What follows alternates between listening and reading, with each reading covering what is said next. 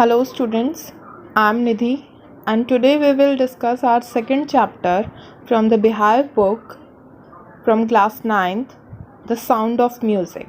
And the lesson contains two parts. The first part name is Alvin Glennie listens to sound without hearing it. Before we start our lesson, I'll give you a brief introduction about the lesson. Alvin is a multi-percussionist. Percussionist means जो बहुत सारे musical instruments को बजाना जानते हों. She can play about 1000 instruments with perfection. She listens to sound without hearing it. और Alvin fought against a physical disability, ये पूरी तरीके से डिसेबल थी एक तरह से, and become a source of inspiration for thousands of disabled person, जो बहुत सारे डिसेबल्ड लोगों के लिए एक किस चीज़ का वो बनी, inspiration. So without wasting our time let's start our lesson. Rush hours crowds jostle for position on the underground train platform. बहुत ज़्यादा व्यस्त जो भीड़ थी उसमें जो प्लेटफॉर्म था, अंडरग्राउंड प्लेटफॉर्म था ट्रेन का, वहाँ पर धक्का मुक्की सी चल रही थी. जॉस्टल मीन्स धक्का मुक्की सी चल रही थी. पुश रफली, एक दूसरे को बहुत रफली तरीके से पुश कर रहे थे. A slight girl looking younger than her 17 years, एक छोटी सी दुबली सी लड़की थी जिसकी उम्र लगभग 17 ईयर्स की थी और अपने उम्र से वो थोड़ी छोटी ही लगती थी. वॉज नर्वस येट एक्साइटेड, वो नर्वस थी लेकिन फिर भी एक्साइटेड थी. As she felt the vibration of the approaching train, जो उसके पास पहुंचने वाली थी. अप्रोचिंग, रीच क्लोज, यानी जो उसके पास पहुंचने वाली ट्रेन थी उसकी वाइब्रेशन को वो महसूस कर रही थी. It was her first day at the prestigious royal academy of music in London. ये उसका पहला दिन था रॉयल एकेडमी ऑफ म्यूज़िक जो कि लंदन में है. उसका काफ़ी नामी थी वो academy. And daunting enough, daunting means tough, काफ़ी ज़्यादा मुश्किल था for any teenager fresh from a Scottish farm, एक स्कॉटलैंड के फॉर्म से आने के कारण, मतलब वो एक स्कॉटिश थी. But this aspiring musician faced a bigger challenge than most. She was profoundly deaf. लेकिन इसको जो म्यूजिशियन बनने की जो इच्छुक ये लड़की थी, इसने अधिकतर लोगों की तुलना में एक बड़े चैलेंज का सामना करना था क्योंकि वो जो थी पूरी तरीके से बहरी थी. Evelyn Glennie loss of hearing had been gradual. जैसे जैसे उसने, अभी हमें बताएंगे कि उसका पहले जो है वो इतना ज़्यादा, मतलब उसका सुनने की शक्ति पहले नहीं गई थी, वो बाद में हुई थी. उसकी श्रवण शक्ति जो है वो धीरे धीरे ख़त्म हुई थी. किस तरीके से? Her mother remembers noticing something what was wrong when the girl 8-year-old Evelyn was waiting to play the piano. तो उसकी माँ का ध्यान, जब याद है उसको, जब उसकी मम्मी ने उसकी तरफ ध्यान दिया था कि जब वो सिर्फ 8 साल की थी और एवलिन जो है वो पियानो बजाने का इंतज़ार कर रही थी.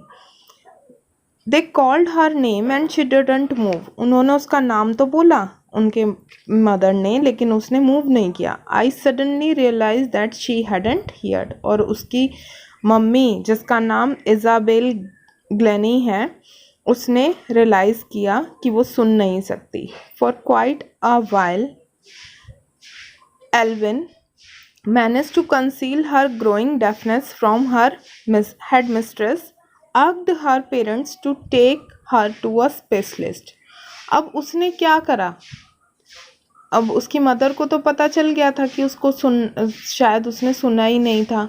और कुछ समय तक तो एवलिन ने जो है अपने बढ़ते हुए बहरेपन को अपने मिस्ट्रेस यानी हेड मिस्ट्रेस जो अध्यापक थे उनसे छुपाने में कामयाब रही थी वो, मतलब उसने हर किसी से छुपाने की पूरी पूरी कोशिश करी थी। But by the time she was 11, लेकिन जब वो 11 साल की हुई, her marks had deteriorated and her headmistress asked her parents to take her to a specialist. जब वो 11 साल की हुई तो उसकी जो है हेड मिस्ट्रेस ने बोला कि इसके मार्क्स जो हैं वो लगातार गिरते जा रहे हैं, तो आप इसको स्पेशलिस्ट को एक बार ले जाएं। It was then discovered that her hearing was severely impaired as a result of gradual nerve damage. अब उन्होंने उसे बताया कि नर्व डैमेज यानी उसके जो फाइबर्स जिसको हम बोलते हैं, शिरा जिसको बोलते हैं दिमाग से रिलेटेड, उसकी हियरिंग जो है वो धीरे धीरे ख़त्म हो चुकी है क्योंकि उसका ग्रेजुअल नर्व डैमेज हो चुका है। नर्व सिस्टम जो है वो उसका डैमेज था। There were advise that she should be fitted with hearings aid and sent to a school for the deaf. Everything suddenly looked black says Evelyn. Evelyn ने कहा कि सारी चीज़ें अचानक मेरे को काली दिखाई देने लगी क्योंकि बहुत सारे लोगों ने उसको बोला कि भाई तुमको जो है ना, जो हियरिंग एड्स होते हैं यानी जिनकी मदद से सुना जा सकता है, वो वाली सारी की सारी तुम्हें एड्स जो हैं वो दे दी जाएं और तुम्हें बहरों के स्कूल में भेज दिया जाए। But Evelyn was not going to give up and Evelyn जो है वो हार मानने वालों में से नहीं थी। She was determined to lead a normal life. वो उसका दृढ़ निश्चय था कि वो एक नॉर्मल लाइफ जो है वही जिएगी। And pursue her interest in music, और उसने जो है अपना इंटरेस्ट जो उसका म्यूज़िक में था उसको जारी रखा। One day she noticed a girl playing xylophone and decided that she wanted to play it too. एक दिन उसने अपनी फ्रेंड को ज़ाइलोफोन, एक तरह का म्यूज़िकल इंस्ट्रूमेंट होता है ये भी, तो उसको वो बजाते हुए देखा और उसने भी डिसाइड किया कि भाई मैं भी इसको बजाना सीखूंगी। Most of the teacher discourage her. बहुत सारे टीचर्स ने उसको डिस्करेज करा, मतलब जिसको हम यूँ कह देते हैं ना कि उनको कॉन्फिडेंस नहीं आने दिया कि किस चीज़ में। बट बट परक्यूनिस्ट होता है जो बहुत सारे म्यूज़िकल, एक प्लेयर होता है जो बहुत सारे म्यूज़िकल इंस्ट्रूमेंट को बजाने वाला होता है। Ron Forbes stopped her potential. उन्होंने उसकी क्षमता को एकदम से मतलब ये कर लिया कि स्पॉट कर लिया। स्पॉट मीन्स जांच लिया, देख लिया। He began by tuning 2 large drums of different notes. उन्होंने 2 वहाँ पर ड्रम बजाए और दोनों पर अलग अलग नोट्स थे, यानी नोट्स का मतलब अलग अलग धुन थी। Don't listen through your ears he would say. उन्होंने बोला कि अपने कानों से मत सुनो। Try to sense it some other way. इसको किसी और तरीके से महसूस करने की कोशिश करो। सेज एवलिन अब आगे क्या कहती है? Suddenly I realised I could feel the higher drum from the waist up and the lower one from the waist down. अब एवलिन ने क्या कहता है कि अचानक ही मैंने उस ड्रम को जो है अपनी कमर के ऊपर और छोटे ड्रम को अपनी कमर के नीचे महसूस किया। अब आगे क्या होता है? Forbes repeated the exercise. Forbes ने वो एक्सरसाइज को रिपीट रखा and soon Evelyn discovered that she could sense certain notes in different parts of her body. तो उसने ये पता चल गया धीरे धीरे एवलिन को कि भाई उसको जो है डिफरेंट नोट्स जो हैं वो अपने शरीर के different parts of her body पर महसूस कर सकती है।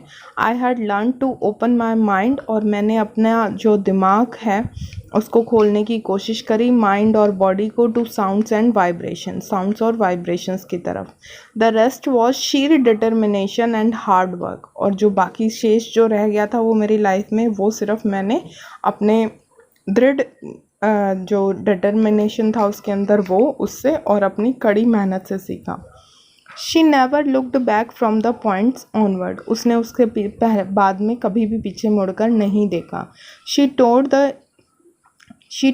The United Kingdom with a youth orchestra and by the time she was 16 she had decided to make music her life. जब वो 16 साल की हुई तो उसने एक ऑर्केस्ट्रा जो जो यूनाइटेड किंगडम का दौरा कर रहा था उसमें उसके साथ वो गई, और जब वो सिर्फ 16 ही साल की थी, और उसने ये डिसाइड कर लिया था कि वो म्यूज़िक को ही अपनी ज़िंदगी बना लेगी। She auditioned for the royal academy of music, और उसने ऑडिशन किया। ऑडिशन मतलब आप जानते हैं कि टू शो एन आर्ट, और रॉयल एकेडमी ऑफ म्यूज़िक में उसने ऑडिशन किया and scored one of the highest mark in the history of the academy, और इतिहास में उसने सबसे ज़्यादा अंक जो है वो प्राप्त किए थे, मतलब उससे पहले तक उससे ज़्यादा मार्क्स किसी के नहीं आए थे।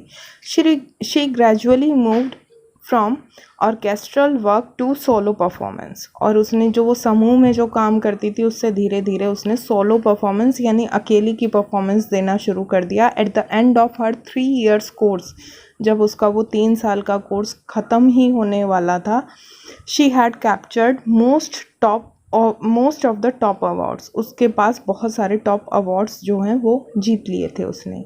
एंड फॉर ऑल दिस, और इन सब के बावजूद, Evelyn won't accept any hint of heroic achievement. उसने किसी भी बहादुरी से जो है अपनी जो भी उसकी अचीवमेंट हुई थी, किसी भी इशारे को उसने स्वीकार नहीं करती थी। इफ़ यू वर्क हार्ड, मतलब वो बताती थी कि भाई ये ऐसे ही नहीं हो चुका है, मैंने हार्ड वर्क किया है तभी मुझे सब कुछ मिला है। If you work hard and know where you are going you will get there. जब अगर आप कोई भी हार्ड वर्क करते हो और आपको पता है कि आप कहाँ जा रहे हो, तो आपको वो चीज़ें ज़रूर मिलेंगी। And she got right to the top and the world's most sought after multi percussionist with a mastery of some 1,000 instrument and hectic international schedule।